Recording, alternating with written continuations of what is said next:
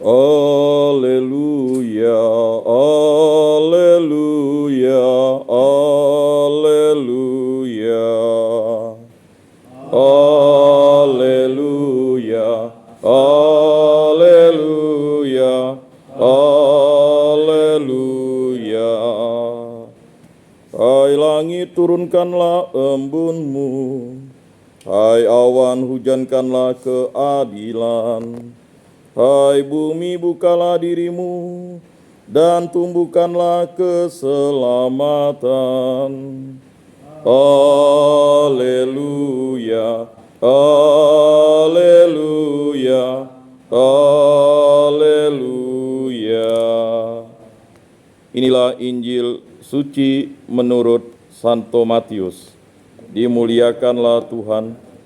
Sabdamu kupikirkan, sabdamu kuucapkan, sabdamu kuresapkan di dalam hati.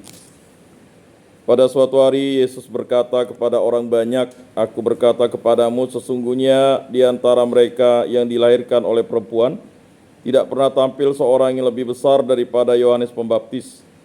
Namun yang terkecil dalam kerajaan surga lebih besar daripadanya. Sejak tampilnya Yohanes Pembaptis hingga sekarang, kerajaan surga dirongrong dan orang yang merongrongnya mencoba menguasainya. Sebab semua kitab para nabi dan kitab Taurat bernubuat hingga tampilnya Yohanes. Dan jika kalian mau menerimanya, Yohanes itulah Elia yang akan datang itu. Barang siapa bertelinga, hendaklah ia mendengar." Demikianlah sabda Tuhan. Terpujilah Kristus. Bapak-bapak, saudara-saudara yang terkasih dalam Yesus Kristus, hari ini kita merayakan pesta wajib Santo Yohanes dari Salib, imam dan penjaga gereja. Seorang orang kudus yang luar biasa, yang menderita, dan dia mencintai salib sampai akhir hayatnya.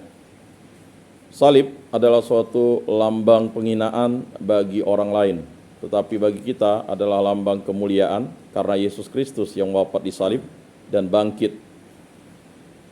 Wafat dan kebangkitannya adalah suatu misteri yang mewartakan kerajaan Allah dan kerajaan surga. Karena Yesus adalah kerajaan surga, Yesus adalah kerajaan Allah. Bapak-bapak, saudara-saudara yang terkasih dalam Yesus Kristus, Yesaya sampai membuat suatu kiasan. Ya, begitu luar biasa dia katakan bahwa aku ini Tuhan Allahmu, aku memegang tangan kananmu dan berkata kepadamu, janganlah takut, akulah yang menolong engkau. Jadi bapak-bapak, saudara-saudara yang ada di tempat ini, gunakanlah ayat ini sebagai suatu pegangan kita berada di tempat ini. Aku ini Tuhan Allahmu, aku memegang tangan kananmu dan berkata kepadamu, janganlah takut, akulah yang menolong engkau. Jadi pertolongan kita dalam nama Tuhan yang menjadikan langit dan bumi. Kegelisahan apapun yang terjadi di tempat ini, mintalah bantuan Tuhan Allah. Dan memang bantuan Tuhan Allah itu tidak nyata langsung nampak, tetapi dia memberikan kekuatan, inspirasi kepada kita untuk bertahan di tempat ini dan menjadi pribadi yang baik. Kalau kita hadir di tempat ini, kita mengharapkan sesuatu yang baik. Kita berada di tempat ini mulai dari keterpurukan sehingga kita hadir di tempat ini menjadi baik. Hendaknya kita menjadi baik bagi diri kita sendiri sehingga kita bisa merubah diri kita. Karena kebaikan itulah yang bisa merubah diri kita, bukan kejahatan. Kejahatan itu tidak akan merubah diri kita. Kejahatan itu akan membelenggu kita dan mulai membuat kita menjadi terpisah dari Allah. Sehingga kedosaan itu bertumpuk-tumpuk di dalam diri kita dan kita tidak akan bisa mencari pertolongan Tuhan kalau sampai semakin gelap. Janganlah takut, akulah yang menolong engkau. Janganlah takut, hai si cacing Yakub. Hai si ulat Israel. Jadi sampai Yesaya katakan, si cacing Yakub dan si ulat Israel. Kita ini sebagai manusia ini seperti cacing. Cacing ini kan hidupnya ya dari tanah. Dan kita berasal dari tanah. Dan akan kembali ke tanah. Ini maksudnya. Kemudian ulat Israel. Artinya apa? Badan kita ini akan dihancurkan oleh ulat-ulat yang ada di dalam diri kita. Anda lihat jenazah atau mayat, ya, Entah dari mana belatung atau ulat itu ada. Dia akan muncul sendirinya dalam perut dan dalam apapun. Akulah yang menolong engkau, demikianlah sabda Tuhan. Jadi pertolongan kita dalam nama Tuhan yang menjadikan langit dan bumi. Jadi tanpa pertolongan Tuhan kita tidak akan bisa menjadi apa-apa. Adriansyah alias Tore, kamar A2, Jasmoro alias Moro, kamar A7.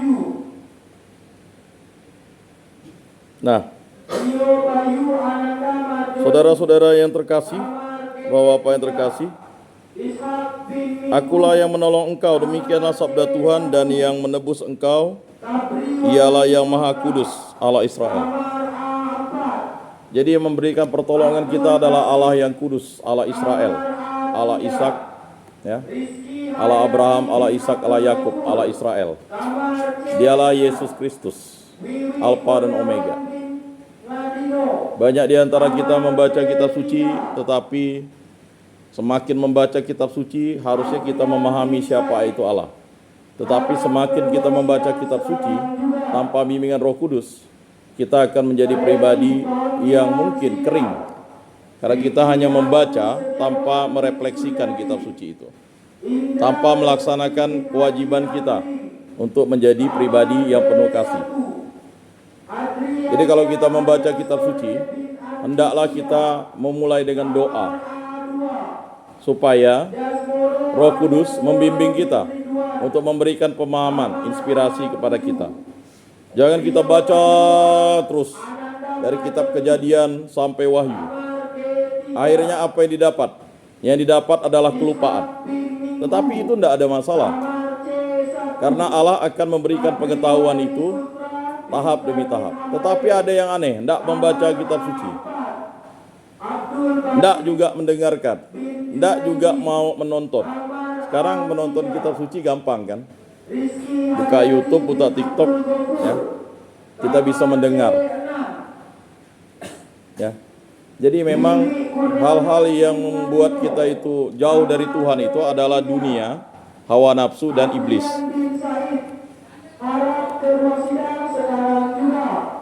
Sesungguhnya aku membuat engkau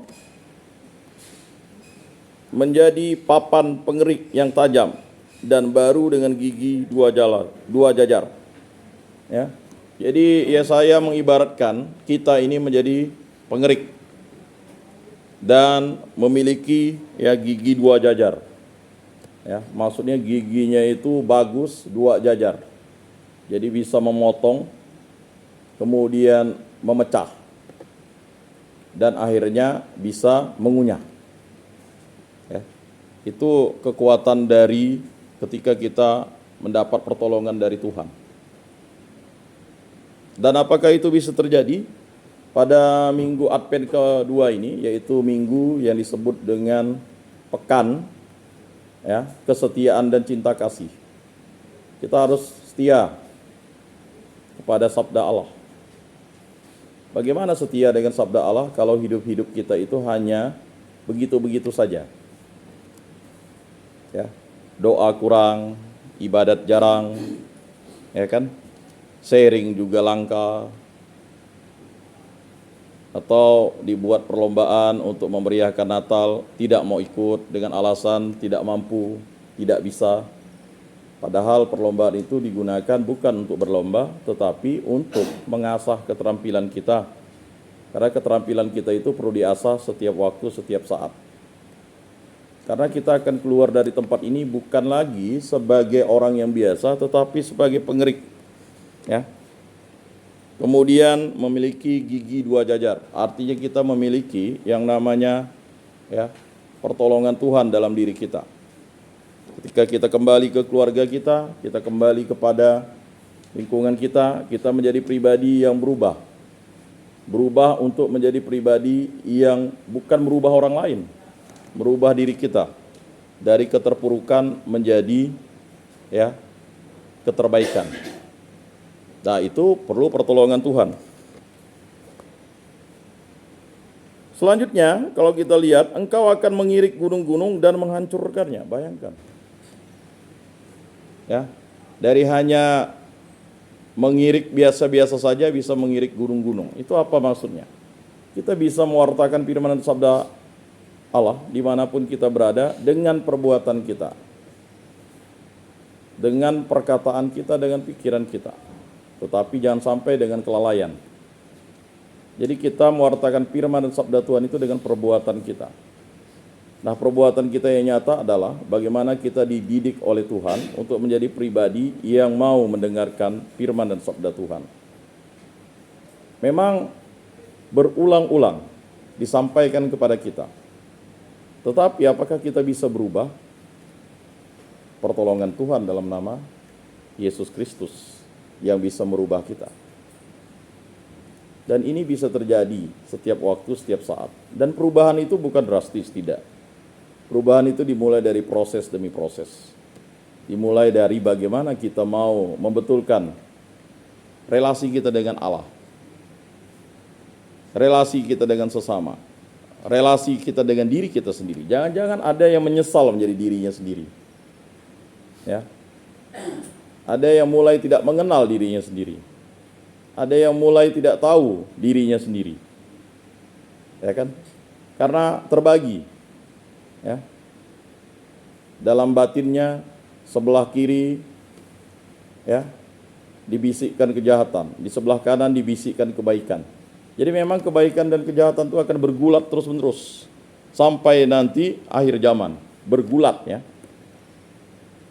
Kalau kita tidak mampu ya bergulat itu, akhirnya kita tidak akan bisa menjadi pribadi yang dimenangkan Tuhan. Bapak-bapak, saudara-saudara yang terkasih dalam Yesus Kristus, Yesaya ingin mengatakan, ya, kita akan menjadi pengirik gunung-gunung dan menghancurkannya. Bukit-bukit pun akan kau buat seperti sekam. Engkau akan menampi mereka, lalu angin akan menerbangkan mereka, dan badai akan menyerakkan mereka. Ini maksudnya apa? Dengan firman dan sabda Tuhan, ya, Yesaya ingin mengatakan dengan pertolongan Tuhan, ya, siapa berani melawan? Kalau Tuhan ada di pihak kita, siapa berani melawan? Tidak ada satupun yang bisa melawan. Walaupun kenyataannya badan kita dihancurkan, seperti Yohanes dari salib, ya. Karena dia mencintai Yesus Kristus, maka dia ya dengan tragis juga disalib. Disebut Yohanes dari salib. Ya. Jadi luar biasa sekali pengorbanannya demi Kristus. Sedangkan kita untuk hadir di tempat ini mungkin butuh pergulatan. Berkali-kali saya katakan jumlah 86 yang hadir ya paling 20 lah paling banyak untuk ibadatnya.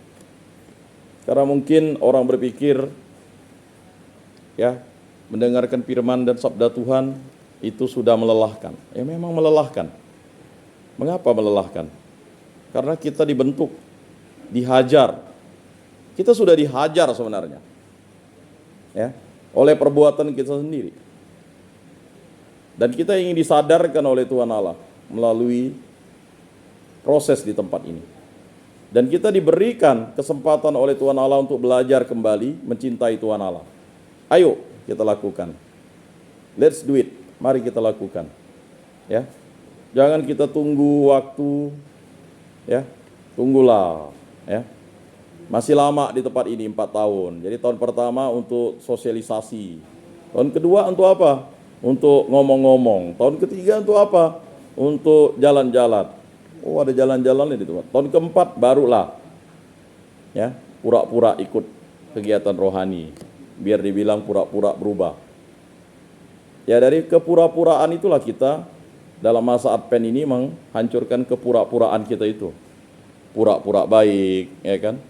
Pura-pura ya macam-macam lah. Ya. Di kamar pura-pura solider, ya kan? Pura-pura ramah, tapi nanti kalau istri anak-anaknya datang, habis dimarah satu persatu. Atau misalnya nanti keluarganya datang mulai, ya kan? Dilampiaskanlah kekesalannya. Makanya akhirnya keluarganya tidak mau datang-datang lagi, ya kan? Mulai mengadakan perhitungan satu persatu. Mulai menyusun rencana daftar dendam. Nanti keluar ini yang akan dilakukan, ini. Dan itulah manusia. Manusia itu selalu ingin ya melampiaskan kejahatannya dengan membuat orang itu susah. Senang melihat orang susah, susah melihat orang senang. Ya. Jadi susah melihat orang senang dan senang melihat orang susah.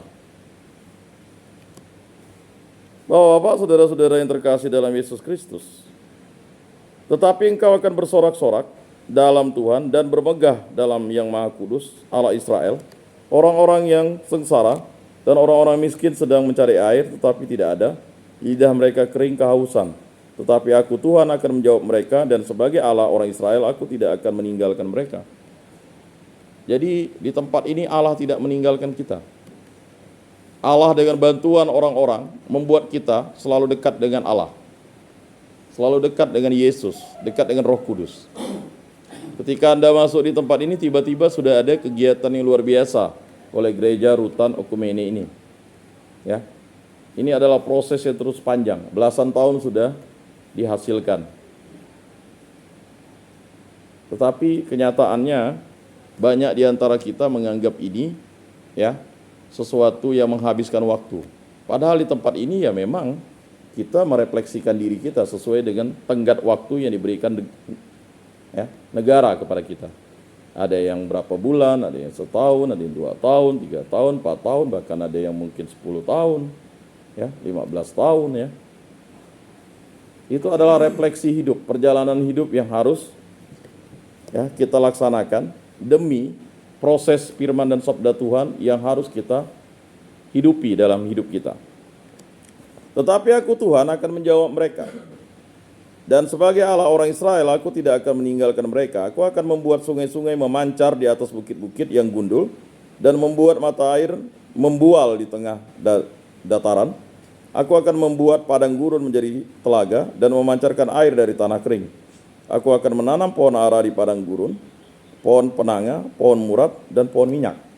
Nah, nama Pak Murad ada di tampil sini, pohon murad. Jadi Pak Murad ini adalah suatu pohon. Ya. Maka kalau orang bertanya nama murad itu apakah nama, ya namanya ada dalam Alkitab itu. Pohon murad. Jadi ada suatu pohon yang bernama murad di dataran di daerah Yesaya. Jadi kalau disebut pohon-pohon itu berarti pohon itu adalah pohon yang sangat penting. Berarti seperti pohon penanga ya, dan pohon minyak. Aku akan menumbuhkan pohon sanobar di padang belantara dan pohon berangan serta cemara di sampingnya. Mungkin berangan di tempat kita berbeda dengan berangan di sana ya. Jadi ada beberapa pohon yang disebutkan oleh Yesaya. Nah, kemudian supaya semua orang melihat dan mengetahui, memperhatikan dan memahami. Jadi kita harus melihat Yesus. Di mana Yesus? Ya. Dalam gereja Katolik itu Yesus itulah sakramen Ekaristi. Dan di tempat ini kita bisa melihat Yesus yang disimbolkan dengan Yesus yang tersalib. Ada korpusnya. Itulah Yesus. Yesus yang berkorban bagi diri kita. Kita datang di sini ini untuk melihat Yesus. Kalau belum bisa melihat Yesus, berarti kita masih perlu proses pertobatan dan doa yang sungguh. Kemudian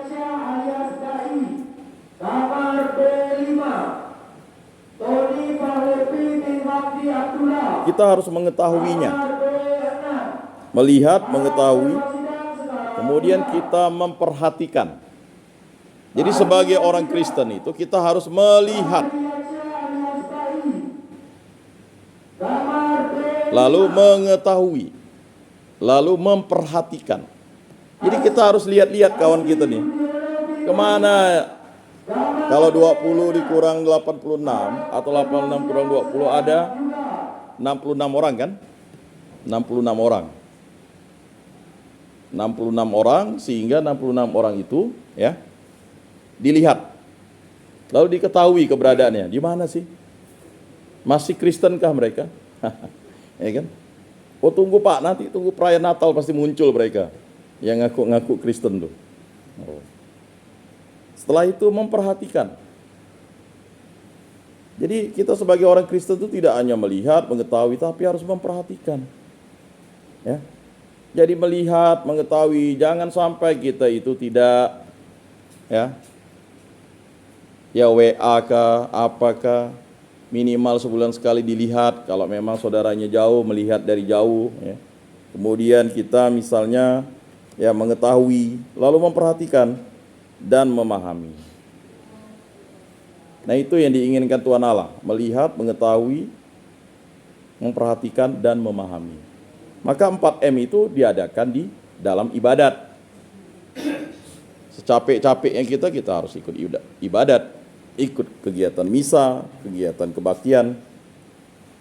Bahwa tangan Tuhanlah yang membuat semuanya itu dan yang Maha Kudus, Allah Israel yang menciptakannya. Jadi kalau kita lihat di gereja Katedral Santo Yosef, itu ada tangan Tuhan tuh. Ya. Jadi mengapa Tuhan disimbolkan dengan tangan? Itulah suatu inspirasi atau ya cara berkomunikasi dengan Tuhan. Melihat tangannya saja kita sudah bahagia. Apalagi melihat Tuhan. Tetapi banyak yang sudah melihat Tuhan tapi tak percaya. Ya. Karena Tuhan itu adalah Yesus Kristus. Tuhan menjadi manusia. Yang akan kita rayakan kurang lebih 2 minggu lagi. Makanya dalam minggu Advent pertama kan harapan. Kita berharap. Kemudian yang kedua, kita menumbuhkan kesetiaan dan cinta kasih. Dan minggu ketiga, kita bersuka cita karena Tuhan Allah akan kita lihat secara langsung. Selanjutnya, minggu keempat, kedamaian. Jadi kalau tidak ada damai di hati kita, maka butuh yang namanya pertobatan. Bapak, saudara-saudara yang terkasih dalam Yesus Kristus, Tuhan itu pengasih dan penyayang, panjang sabar dan besar kasih setianya. Aku hendak mengagungkan Dia ya Allah, ya Rajaku, aku hendak memuji namamu untuk selama-lamanya. Tuhan itu baik kepada semua orang, penuh rahmat terhadap segala yang dijadikannya. Jadi Tuhan itu baik kepada kita semua di tempat ini. Baik kepada kita. Itulah yang harus kita sampaikan di pikiran kita. Tuhan itu baik kepada kita. Bukan Tuhan yang membuat kita seperti ini, tetapi iblis, hawa nafsu, dan dunia. Jadi tidak ada sesuatu yang jahat itu berasal dari Tuhan. Sesuatu yang jahat itu berasal dari hawa nafsu manusia, berasal dari dunia ini, dan berasal dari oknum yang namanya iblis, setan. Ya. Dan inilah yang menghancurkan dan menggoda kita. Dia ingin merusak iman kita. Dia ingin merusak hubungan kita dengan Tuhan Allah. Iman itu kan adalah hubungan cinta kasih dengan Tuhan Allah. Merusak hubungan kita dengan sesama. Karena Tuhan Allah itu, ya, cintailah Tuhan Allahmu dengan segenap hatimu, segenap jiwamu, segenap akal budimu, segenap kekuatanmu, cintailah sesama manusia seperti dirimu sendiri. Nah, itu. Segala yang kau jadikan, aku bersyukur kepadamu ya Tuhan, dan orang-orang yang kau kasih akan memuji engkau. Mereka akan mengumumkan kemuliaan kerajaan-Mu dan akan membicarakan keperkasaanmu. Untuk memberitahukan keperkasaanmu kepada anak-anak manusia dan memaklumkan kerajaan-Mu yang semarak mulia. Kerajaan-Mu ialah kerajaan abadi, pemerintahan-Mu lestari melalui segala keturunan. Jadi kerajaan Allah itulah kerajaan surga, itulah Yesus Kristus. Tak seorang pun bisa sampai ke rumah Bapakku tanpa melalui aku. Dan tidak ada nama di kolong langit ini selain nama Yesus yang dapat menghantar kita ke hadapan Bapa di surga. Saudara-saudara yang terkasih, Natal tinggal 2 minggu lagi. Kerajaan surga itu sudah kita dapatkan di dalam baptis kita itu. Maka kita dimateraikan sepanjang masa. Bagi yang belum dibaptis, hendaknya dibaptis. Hai langit, turunkanlah embunmu. Hai awan, hujankanlah keadilan. Hai bumi, bukalah dirimu dan tumbuhkanlah keselamatan. Jadi keselamatan yang kita nantikan, yang kita rayakan, itu akan menjadi digenapi ketika kita menjawab amin. Pada suatu hari Yesus berkata kepada orang banyak, "Aku berkata kepadamu, sesungguhnya di antara mereka yang dilahirkan oleh perempuan, tidak pernah tampil seorang yang lebih besar daripada Yohanes Pembaptis." Jadi Yesus mengatakan Yohanes Pembaptis itu adalah orang yang terbesar yang pernah dilahirkan. Mengapa? Karena Yohanes Pembaptis adalah orang yang akan membaptis Yesus. Dan dia membaptis Yesus. Kapan Yohanes Pembaptis itu dibaptis? Ketika Maria mengunjungi Elisabet, saudaranya itu. Ya. Anak yang di dalam kandungan Elisabet melonjak kegirangan. Di situ dia. Karena apa? Maria mengandung dari Roh Kudus. Jadi Roh Kudus di dalam diri Maria itulah yang membaptis Yohanes Pembaptis waktu itu. Dan Yohanes Pembaptis menjadi terbesar karena dia akan membaptis Tuhan secara simbolis. Ya. Namun yang terkecil dalam kerajaan surga lebih besar daripadanya. Bayangkan, yang terkecil di kerajaan surga itu lebih besar daripadanya. Jadi maksudnya yang terkecil di dalam kerajaan surga, yang ada di dalam surga, itu lebih besar daripada Yohanes Pembaptis. Yohanes Pembaptis itu adalah terbesar dari segala manusia. Tetapi yang terkecil dalam kerajaan surga itu adalah yang terbesar. Ya. Jadi kalau orang masuk di dalam kerajaan surga itu, dia menjadi besar daripada Yohanes Pembaptis yang masih berada di dunia itu. Itu maksudnya siapa? Kerajaan surga itu adalah Yesus Kristus. Dia adalah yang terbesar. Dia ingin menyadarkan orang-orang itu. Di dunia ini sifatnya sementara. Di dunia ini sifatnya hanya beberapa waktu saja. Mengapa kita hidup di dunia? Karena kita berziarah di muka bumi ini. Inilah gereja yang berziarah. Mengapa kita harus hadir di muka bumi ini?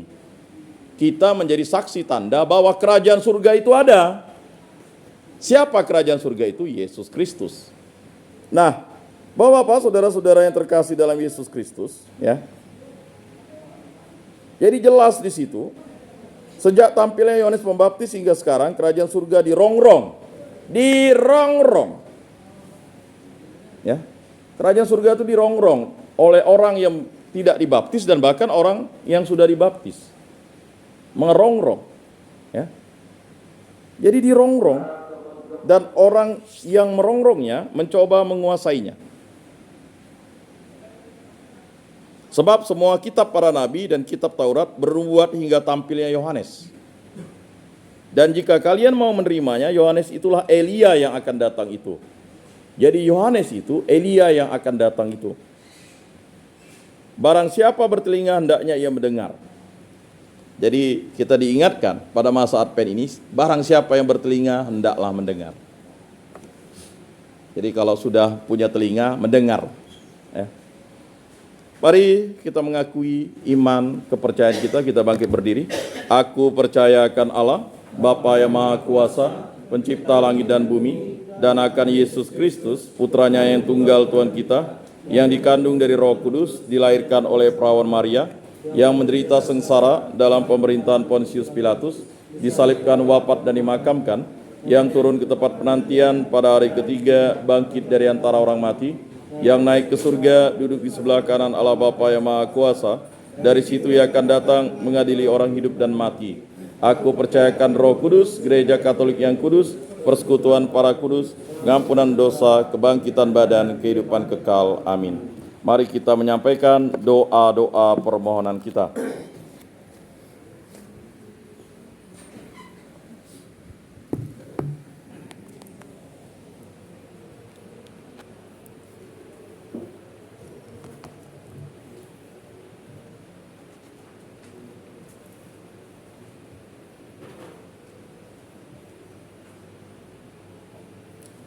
Allah Tritunggal yang Maha Kudus, dengarkanlah doa-doa yang akan kami daraskan kepadamu.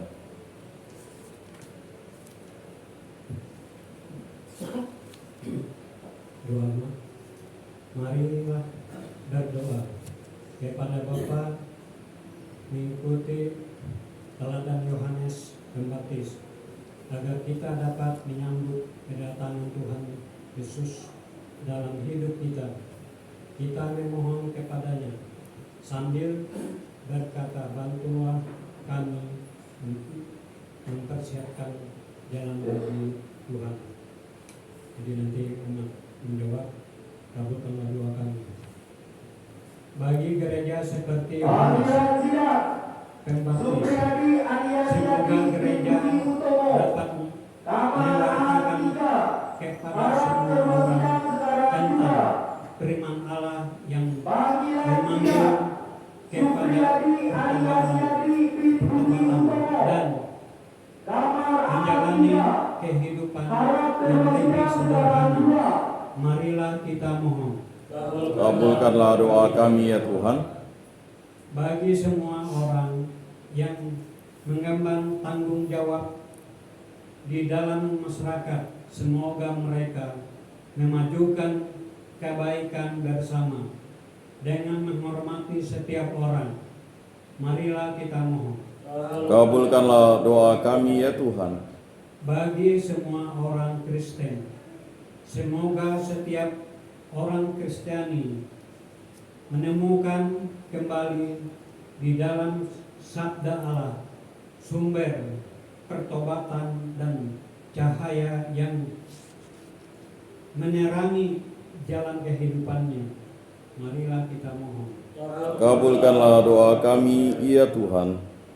Bagi seluruh umat manusia, semoga tidak larut dalam hal-hal yang fana, tetapi tahu bagaimana memberikan hidup mereka dengan cahaya yang lebih bersahaja, dekat dengan mereka, dengan orang-orang yang memikul salib kesusahan setiap hari. Marilah kita mohon. Kabulkanlah doa kami ya Tuhan. Bagi komunitas kita, semoga komunitas kita mengenali dirinya sebagai agen Allah yang datang untuk membawa keselamatan bagi semua orang, menumbuhkan tanda-tanda persaudaraan, solidaritas yang baru. Marilah kita mohon. Kabulkanlah doa kami ya Tuhan. Ya Allah, demikianlah doa-doa permohonan yang kami sampaikan. Semua doa ini kami serahkan peraturan Tuhan kami Yesus Kristus yang hidup dan beraja kini sepanjang segala masa. Amin. Mari kita kolekte dan lagu persembahan.